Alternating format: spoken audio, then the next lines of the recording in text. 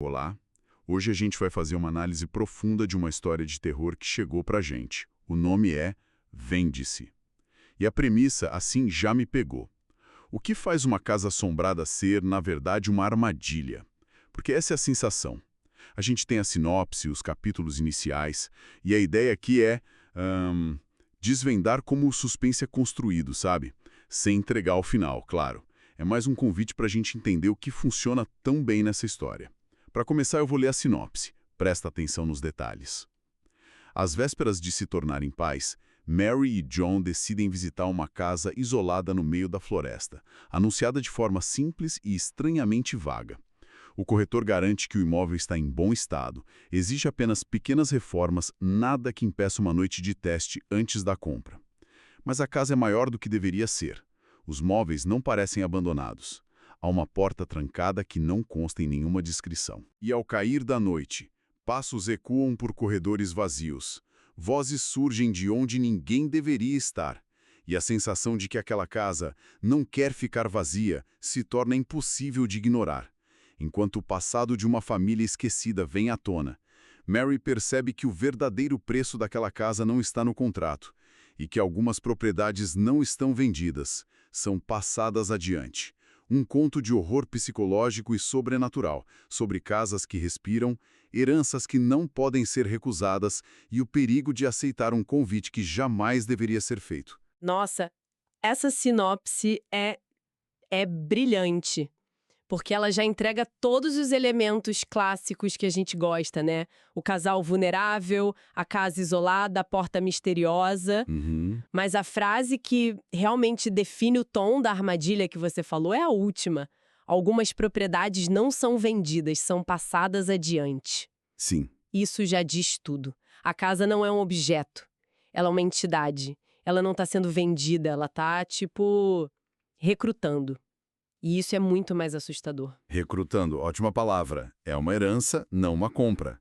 E esse recrutamento começa de um jeito bem sutil, com um anúncio. O texto descreve que ele é super simples, sem fotos, sem metragem, só vende-se e um número de telefone quase tímido. Como se ele só quisesse ser encontrado por alguém específico. Exato. E é a Mary, grávida, ansiosa por um lar, que sente a conexão. O John, por outro lado, já vem com ceticismo. Ah, são os hormônios. E isso é fascinante. A casa, ou o que quer que esteja por trás dela, parece entender de psicologia. Um anúncio vago, assim, repele a maioria das pessoas, mas atrai justamente quem está desesperado para preencher aquelas lacunas com os próprios sonhos. Verdade. E a dinâmica do casal é o primeiro alvo.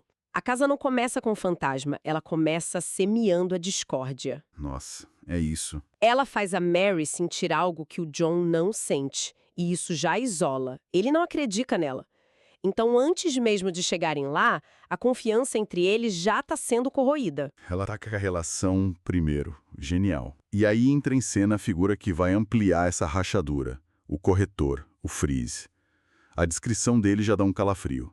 Magro, postura impecável e um sorriso, o texto diz que é permanente. Não é um sorriso feliz, é uma máscara. Exato. E o que o torna tão perturbador é que ele não age como um corretor. De jeito nenhum, o corretor quer vender, né? Ele elogia, esconde defeito. O Freeze faz o contrário. As respostas dele são enigmas. Sim.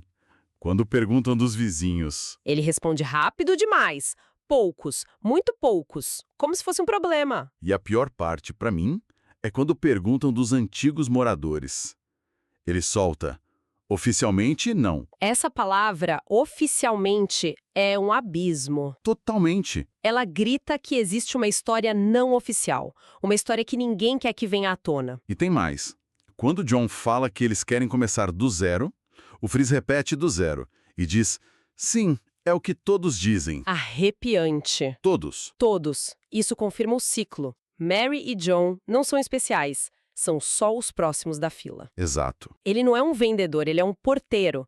Ou, sei lá, uma analogia mais sombria. Ele parece o Caronte, o barqueiro que leva as almas para o submundo. Nossa, perfeito. Ele não está negociando um imóvel, ele está conduzindo o casal para um destino.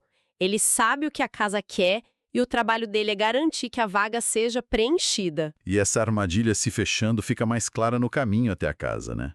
A estrada de terra, as árvores que se fecham umas sobre as outras como se quisessem engolir o carro. Já criando o isolamento físico. Sim. E aí vem o clássico. O sinal de celular some.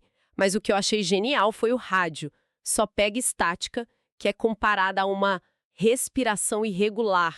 Isso é ótimo. Transforma um ruído aleatório em algo vivo, ameaçador. O ambiente se torna um personagem ativo. A função dele é essa: remover toda a segurança do mundo moderno. Primeiro a comunicação, depois a orientação. Eles estão entrando num lugar com outras regras. E tem o detalhe da Mary falando do bebê que ele está agitado. Ele também não gosta daqui. Isso é muito poderoso, é o instinto primal, a vida que nem nasceu ainda já reconhecendo algo. Predador. E quando eles chegam, a casa em si já é uma surpresa. Ela é maior do que eles imaginavam, mais velha. A porta tem um olho mágico com um desenho que o texto chama de quase ritualístico. E por dentro, o choque. O grande choque. A gente espera ruínas, né? Mas não. A casa está toda mobiliada. Sofás, livros, tudo no lugar. Só uma fina camada de poeira. O que é psicologicamente muito mais perturbador. Muito mais. Uma casa em ruínas foi abandonada pela vida. Uma casa assim, a vida foi interrompida, pausada. Exato. Ela não parece esquecida, parece que está esperando. A questão muda de o que aconteceu aqui para onde está todo mundo. E no meio desse palco montado tem o grande mistério. A porta trancada. Uma porta entre a cozinha e o banheiro, que o Fries, claro, não mencionou. E não é uma porta qualquer, né? O texto detalha. É mais espessa, com a fechadura antiga, feita sob medida. Ou seja, foi feita para manter algo do lado de dentro. Ou para impedir alguém de entrar. E a reação da Mary é imediata, visceral. Não gosto disso. É o coração do segredo. Se a casa é um corpo, aquela porta é a cicatriz de uma ferida bem feia. E é aí que a história para de só sugerir as coisas e começa a agir. Cai a noite. A Mary sente que a casa está acordando. E então, o primeiro som. Passos. E o jeito que o som é descrito aqui me pegou. Lentos, mas com a tranquilidade de quem conhece cada centímetro da casa. São passos de dono, não são passos de um invasor. Exatamente. A progressão do medo é muito bem feita. Começa com uma sensação subjetiva da Mary, algo que o John pode ignorar. Mas os passos são físicos, inegáveis. Sim. E a tranquilidade deles implica domínio. A presença não está com medo deles. Eles é que deveriam estar com medo da presença. E o John, claro, tenta racionalizar de novo. É o gerador, é a madeira. É a negação de quem se recusa a ver que a armadilha se fechou. Totalmente. Mas aí a coisa escala de um jeito que não dá mais para negar. A Mary tá sozinha e ouve os passos de novo. Só que dessa vez, vem junto com vozes. Ah! E as vozes vêm de trás da porta trancada.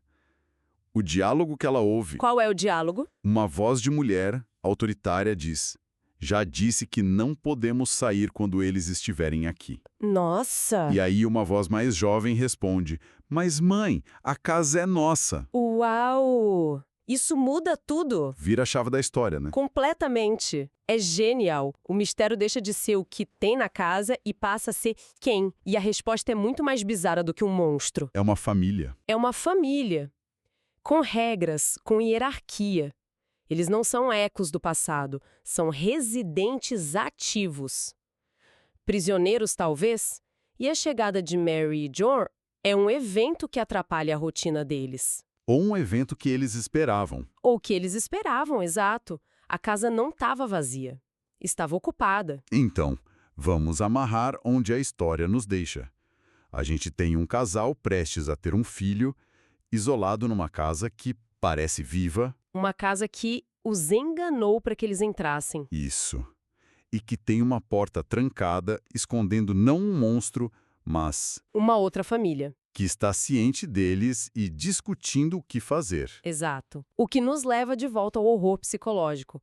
A segurança deles foi demolida, camada por camada. A confiança entre eles, a conexão com o mundo, a percepção da realidade. E agora, a noção de que estavam sozinhos. A herança da sinopse começa a fazer um sentido muito, muito mais sombrio. Não é herdar a propriedade, é herdar o lugar daquela família. O que nos deixa com um monte de perguntas, né? Quem são essas vozes? O que aconteceu com essa família? E qual é o verdadeiro preço que Mary e John vão ter que pagar? É um gancho perfeito. A história não dá sustos baratos. Ela monta um quebra-cabeça e te entrega as primeiras peças. Para entender a história completa, o destino do casal só tem um jeito. Sim, fica aqui o convite para todo mundo mergulhar de cabeça e ler o conto completo, Vende-se, para descobrir as respostas. E essa história toda deixa a gente com uma reflexão final bem inquietante. No terror, a gente está acostumado com entidades que querem expulsar os vivos, né? Elas assombram para proteger seu território. O clássico. Mas e quando a lógica é o contrário? O que se faz quando a ameaça não quer que você vá embora?